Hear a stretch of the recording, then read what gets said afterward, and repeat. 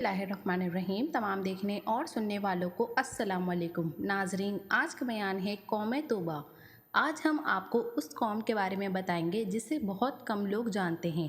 हमारे प्यारे नबी हज़रत मोहम्मद सल्लल्लाहु अलैहि वसल्लम के इस दुनिया में तशरीफ़ लाने से 1000 साल पहले यमन के अंदर एक कौम आबाद थी जिसे कौम तौबा कहा जाता है। यमन में बहुत सारे बादशाह गुजरे हैं। जो यमन का बादशाह बनता उसे तौबा कहा जाता था। इसका जिक्र कुरान पाक में भी है। ये वो बादशाह था जो अल्लाह की वहदानियत पर ईमान लाया था, लेकिन उसकी कौम ईमान नहीं लाई और बर्बाद हो गई। ये बादशाह बहुत बहादुर और ताकतवर था। उसकी कौम एक जंगजू कौम थी और उस बादशाह ने बहुत सारे ममालिक को फतह किया हुआ था। ये कौम कुफर शिर्क में मुब्तला थी और बुत परस्ती में भी थी। इस कौम की औरतें बदफेली करती थीं और इस कौम की औरतें अपनी ही औरतों के साथ जिना किया करती थीं। इन्हीं गुनाहों की वजह से अल्लाह पाक ने कौम तौबा की कौम को बर्बाद कर दिया। इस कौम का जिक्र कुरान पाक में नाफरमान कौम के साथ किया है। इस कौम का बादशाह बर्बाद होने से बच गया क्योंकि वो अल्लाह पर ईमान ले आया था। ये बादशाह एक बहुत बड़ी सल्तनत का मालिक था। ये जहाँ से भी गुजरता था वहाँ लोगों का हुजूम लग जाता था। जब ये बादशाह मक्का मुकर्रमा में पहुंचा और उसके साथ बहुत सारे हज़ारों की तादाद में लोग मौजूद थे।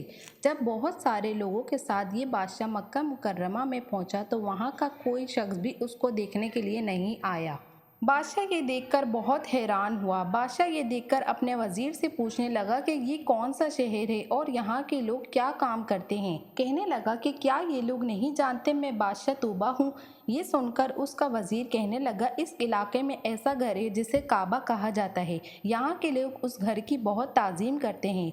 ये लोग इसलिए देखने नहीं आए कि जितना आपके पास लश्कर है उससे कई ज़्यादा लोग इस घर को देखने और इसका तवाफ़ करने के लिए जमा होते हैं। ये बात सुनकर उस बादशाह को बहुत गुस्सा आया।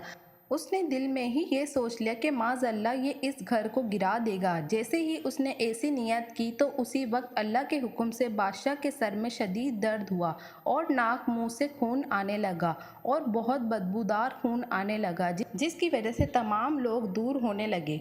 जब बादशाह इस बीमारी में मुब्तला हुआ तो अपना इलाज करवाने लगा और कोई भी इस बीमारी का इलाज नहीं कर सका।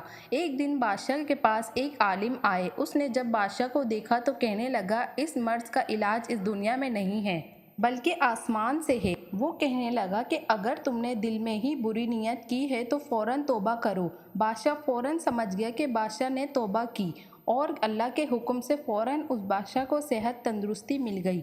इससे बादशाह बहुत खुश हुआ और उसने मक्का के लोगों को कपड़े दिए। बादशाह ही वो पहला शख्स था जिसने खाने काबा का गिलाफ चढ़ाया और जब से ही खाने काबा पर गिलाफ चढ़ाया जाता है। इसके बाद बादशाह ने आगे का सफ़र किया और चलते चलते मदीने में पहुंच गया। जब उन्होंने मदीने की वादियों को देखा तो उन्होंने नियत कर ली कि जब तक हम जिंदा हैं हम इस बस्ती में रहेंगे और नबी पाक सल्लल्लाहु अलैहि वसल्लम की आमद का इंतज़ार करेंगे। अगर किस्मत में हुआ तो नबी पाक सल्लल्लाहु अलैहि वसल्लम से मुलाकात ज़रूर होगी। ये बात सुनकर उस बादशाह ने उन उल्मा के लिए वहीं पर मकाम बनवाए। फिर बादशाह ने नबी पाक सल्लल्लाहु अलैहि वसल्लम के नाम एक ख़त लिखा और लिखने के बाद उल्मा के सरदार को दे दिया और कहा कि जब भी प्यारे नबी पाक सल्लल्लाहु अलैहि वसल्लम इस दुनिया में आए तो ये ख़त उनकी खिदमत में पेश कर देना। इस ख़त को लिखने के बाद वो बादशाह रवाना हो गया और वक्त गुजरता चला गया और 1000 साल गुजर गए और फिर नबी पाक सल्लल्लाहु अलैहि वसल्लम आखिरी नबी बनकर इस दुनिया में तशरीफ़ ले आए।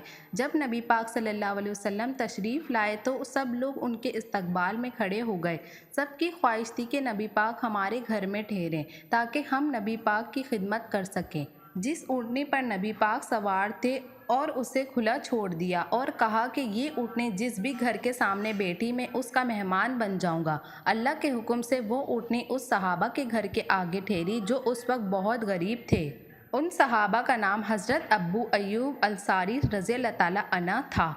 उन्हीं के पास वो ख़त था। जब वो ख़त हुज़ूर पाक सल्लल्लाहु अलैहि वसल्लम की खिदमत में पेश किया गया उसके बाद नबी पाक सल्लल्लाहु अलैहि वसल्लम ने वो ख़त पढ़ा।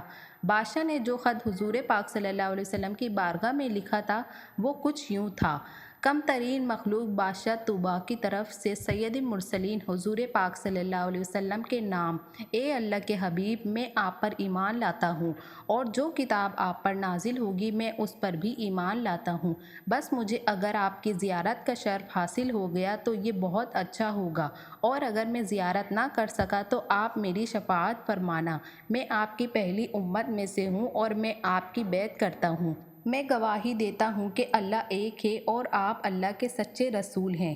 یہ وہ بادشاہ تھا جو نبی پاک صلی اللہ علیہ وسلم کے آنے سے پہلے ہی ایمان لے آیا تھا، لیکن اس کی قوم ایمان نہیں لائی اور برباد ہو گئی۔ میری آج کی ویڈیو دیکھنا اور سننا اگر آپ کو اچھا لگا ہو تو میرے چینل کو سبسکرائب کریں اور بیل آئکن کو پریس کرنا مت بھولیے گا تاکہ میری آنے والی ویڈیوز آپ کو جلدی موصول ہو جائیں۔